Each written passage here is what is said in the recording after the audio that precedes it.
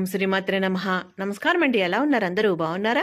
మీరందరూ ఆనందంగా సంతోషంగా ఉండాలని అమ్మవారిని ఎప్పుడూ కోరుకుంటూ ఉంటాను. ధాత్రితో లక్ష్మీప్రియ క్రియేషన్స్కి స్వాగతం. ఈరోజు ఈ వీడియోలో మోక్షద ఏకాదశి అంటే ఏమిటి, ఈ ఏకాదశి వ్రతాన్ని ఏ విధంగా ఆచరించాలి, ఈ ఏకాదశి రోజున పాటించవలసిన నియమాలు ఏమిటి, ఎవరిని పూజించాలి అన్న విషయాలన్నీ కూడా వివరిస్తానండి. ఎక్కడ కూడా స్కిప్ చేయకుండా చివరి దాకా చూస్తే మీకు బాగా అర్థమవుతుంది. మా వీడియోల్ని మొదటిసారి చూస్తున్నట్లయితే తప్పకుండా సబ్స్క్రైబ్ చేసుకోండి. మానవ జన్మ ఎత్తాక ఆశలు అవసరాలు ఉంటాయి గనక వాటిని గురించి దైవాన్ని ప్రార్థించడం జరుగుతూ ఉంటుంది. నిజానికి ప్రతి ఒక్కరి పూజలోని పరమార్థము మోక్షాన్ని కోరడమే అవుతుంది. మోక్షద ఏకాదశి అనే పేరు వినగానే మోక్షాన్ని ప్రసాదించే ఏకాదశి అనే విషయం అర్థమవుతుంది.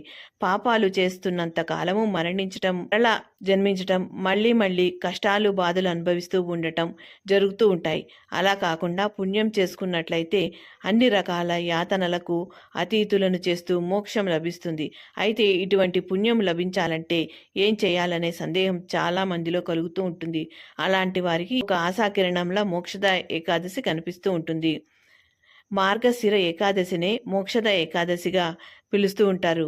ఇక ఈ రోజున ఏకాదశి వ్రతాన్ని చేయాలనుకునేవారు ఉదయాన్నే తలస్నానం చేసి పరిశుభ్రమైన వస్త్రాలు ధరించాలి. ఇంటిని, పూజా మందిరాన్ని పరిశుభ్రంగా ఉంచుకోవాలి. విష్ణుమూర్తి పటాన్ని అలంకరించాలి. విష్ణుమూర్తి ప్రతిమను పంచామృతాలతో అభిషేకించి షోడశోపచార పూజ విధానాన్ని పూర్తి చేయాలి. ఆ రోజంతా ఉపవాసం ఉండి విష్ణునామ సంకీర్తనలతో జాగరణ చేయాలి. మరునాడు ఉదయాన్నే పునఃపూజ చేసి నైవేద్యం సమర్పించడంతో ఏకాదశి వ్రతం పూర్తి చేసినట్లు అవుతుంది. పూర్వము ఈ వ్రతాన్ని వైఖాసనుడు అనే రాజు ఆచరించి మోక్షాన్ని పొందినట్లుగా పురాణాల ద్వారా మనకి తెలుస్తున్నది. మోక్షద ఏకాదశి వ్రతం చేయాలనుకునేవారు కొన్ని నియమాలు, ఆచారాల్ని పాటించాల్సి ఉంటుంది.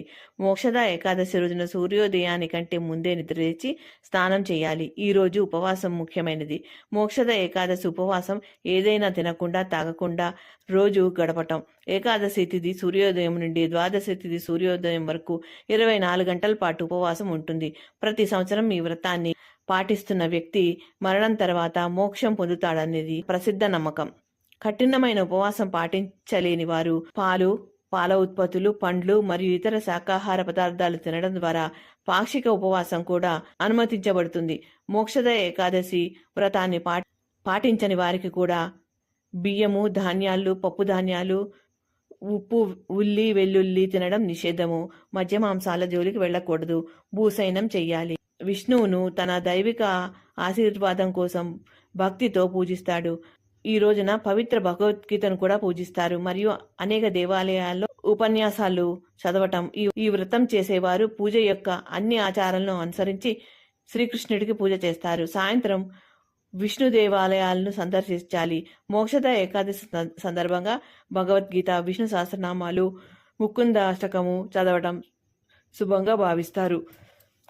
మనకి 2024 సంవత్సరంలో మోక్షద ఏకాదశి ఎప్పుడు వచ్చింది అంటే, ఏకాదశి తిథి డిసెంబరు 11వ తేదీ బుధవారము తెల్లవారుజామున 3:42 ప్రారంభమై డిసెంబరు 12వ తేదీ గురువారము తెల్లవారుజామున 1:09 ముగుస్తుంది.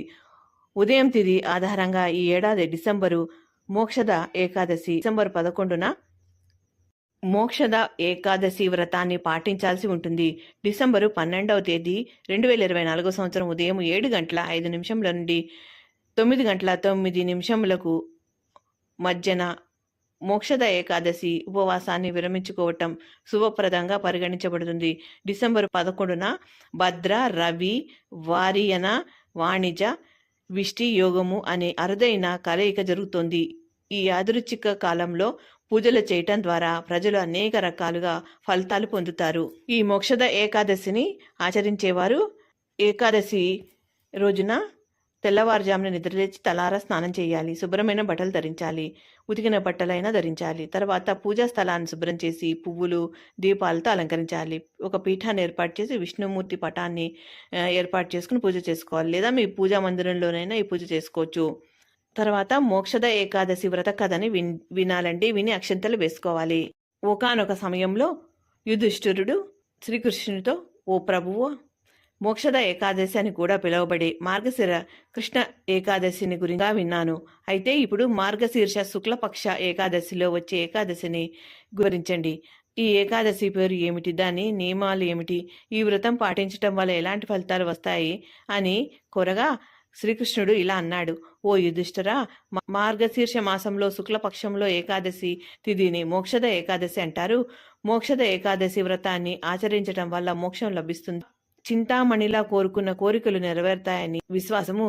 దాని మోక్షద ఏకాదశి ఉపవాసము సహాయముతో మీరు మీ పూర్వీకులకు అన్ని బాధలను కూడా తొలగించవచ్చు. ఇప్పుడు మోక్షద ఏకాదశి వ్రత కథ గురించి చెబుతున్నాను. ఇది మోక్షద ఏకాదశి రోజున చదవటం చాలా పవిత్రమైనదిగా పరిగణించబడుతుంది. చాలా కాలం క్రితం గోకులం అనే నగరాన్ని వైఖానసుడు అనే రాజు పరిపాలించాడు. ఆ రాజు రాజ్యంలో 4 వేదాల గురించి బాగా తెలిసిన బ్రాహ్మణులు ఉండేవారని నమ్ముతారు. ఆ రాజు తన పౌరుల పట్ల చాలా దయతో వారిని కొడుకుల్లా చూసుకునేవాడు. ఒకసారి రాత్రి రాజుకు ఒక కల వచ్చింది. అందులో తన తండ్రి నరకంలో ఉన్నట్లు రాజు చూశాడు. అది చూసి రాజు చాలా ఆశ్చర్యపోయాడు. తెల్లవారుజామున రాజు తన పండితులతో బ్రాహ్మణులతో వెళ్ళి తన కల గురించి చెప్పాడు. రాజు తన తండ్రి నరకయాతనను అనుభవించటం చూసి బ్రాహ్మణులతో ఇలా అన్నాడు: ఓ రాకుమారా, నేను నరకంలో ఉన్నాను, నన్ను ఇక్కడి నుండి విడిపించు. మా నాన్నగారి మాట విన్నప్పటి నుంచి నాకు చాలా బాధగా ఉంది. నా మనసు కూడా కలత చెందింది. ఆ కల నుండి ఈ రాజ్యంలో కొడుకుకు స్త్రీ, ఏనుగు, గుర్రాలు, డబ్బు మొదలైన వాటితో ఎక్కడా సుఖం లేదు. నేనేం చెయ్యాలో దయచేసి నాకు చెప్పండి. రాజు వారందరితో ఇలా అన్నాడు: బ్రాహ్మణోత్తములారా, ఈ దుఃఖము వల్ల నా శరీరం అంతా లోపల నుండి మండుతోంది. తపస్సు, ఉపవాసము, దాన ధర్మాలు మొదలైన వాటి ద్వారా నా తండ్రికి మోక్షం లభించేలా ఏదైనా పరిష్కారం చెప్పండి అని రాజు వేడుకున్నాడు. తల్లిదండ్రులను కాపాడాలని ఇలాంటి కొడుకుల జీవితము అర్ధరహితమని రాజు అన్నాడు. చంద్రుడు ప్రపంచం మొత్తాన్ని ప్రకాశవంతం చేసినట్లే తన తండ్రులను రక్షించగలిగిన ఒక ఉత్తమ కుమారుడు 1000 మంది తెలివి తక్కువ కొడుకుల కంటే గొప్పవాడు. బ్రాహ్మణులు రాజుతో, ఓ రాజా, ఇక్కడికి సమీపంలోనే భూత వర్తమాన భవిష్యత్తు తెలిసిన పర్వత ఋషి ఆశ్రమం ఉన్నది. మీ సమస్యను పరిష్కరించటంలో అతను ఖచ్చితంగా మీకు సహాయం చేస్తాడు. బ్రాహ్మణులు ఆజ్ఞ మేరకు రాజు ఆ మహర్షి ఆశ్రమానికి చేరుకున్నాడు. ఆ ఆశ్రమంలో ఎందరో ఋషులు, మునులు తపస్సు చేస్తూ ఉంటారు. పర్వత ఋషి కూడా అదే స్థలంలో కూర్చున్నాడు. రాజు పర్వత ఋషికి సాష్టాంగ నమస్కారం చేశాడు. ఋషి రాజు యొక్క యోగక్షేమాలు అడిగాడు. దానికి రాజు స్పందిస్తూ, మీ దయ వల్ల రాజ్యంలో అంతా సవ్యంగా సాగుతోంది, కానీ కొంతకాలంగా నా మనసులో అశాంతి కలుగుతోంది. రాజు ఇలా చెప్పిన తర్వాత పర్వతముని కళ్ళు మూసుకొని గతం గురించి ఆలోచించటం మొదలుపెట్టాడు. కొంత సమయం తర్వాత పర్వత ఋషి ఇలా అన్నాడు: ఓ రాజా, నా యోగశక్తి సహాయంతో మీ నాన్నగారు చేసిన కర్మల గురించి తెలుసుకున్నాను. తన పూర్వజన్మలో మోహంతో ఋతువును ఒక భార్యకు ఇచ్చాడు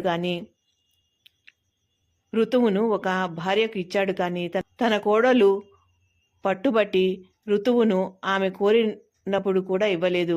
అతడు చేసిన ఈ పాపం వల్లే అతడు నరకానికి వెళ్ళవలసి వచ్చింది అని పర్వతముని ఇలా చెప్పగానే రాజు పరిష్కారం చెప్పమని అడిగాడు.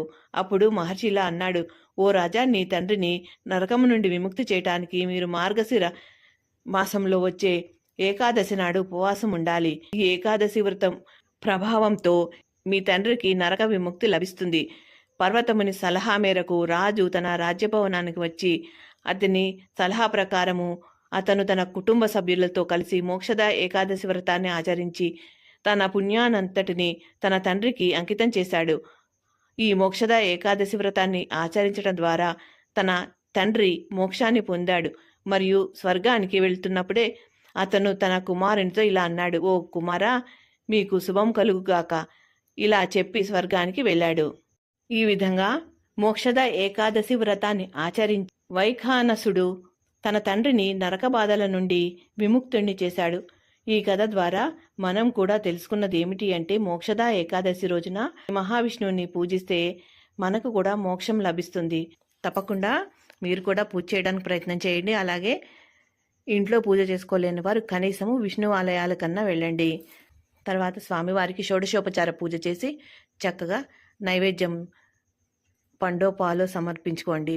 ద్వాదశి రోజున ద్వాదశి గడియలు ముగియక ముందే చక్కగా ఏదైనా వండి పెట్టి స్వామివారికి నైవేద్యం పెట్టి ఎవరికన్నా ఈ ప్రసాదాన్ని పంచిపెట్టి తర్వాత మీరు భోజనం చేసి ఉపవాస దీక్షను విరమించుకోవాలి. విన్నారు కదా మోక్షద ఏకాదశి యొక్క విశిష్టత ఫలితాలు అన్నీ కూడా వివరించాను. ఈ వీడియో మీకు నచ్చింది అనుకుంటాను. ఈ వీడియో కనుక మీకు నచ్చితే తప్పకుండా లైక్ చేయడం మర్చిపోవద్దు. ఈ వీడియో మీకు మా ఛానల్ తప్పకుండా మీ బంధుమిత్రులకి షేర్ చేయండి. అలాగే లైక్ చేయడం మర్చిపోవద్దు. మా వీడియోని మొదటిసారి చూస్తున్నట్లయితే తప్పకుండా సబ్స్క్రైబ్ చేసుకోండి. అప్పుడే మేము చేసే వీడియోలు మీకు నోటిఫికేషన్ రూపంలో వస్తాయి. మా వీడియోల్ని మీరు మిస్ కాకుండా చూడగలుగుతారు. ఈ వీడియో కనుక మీకు నచ్చితే లైక్ చేయండి, షేర్ చేయండి, సబ్స్క్రైబ్ చేసుకోండి. మరో మంచి వీడియోతో మళ్ళీ కలుస్తాను. నమస్కారం, ఉంటానండి.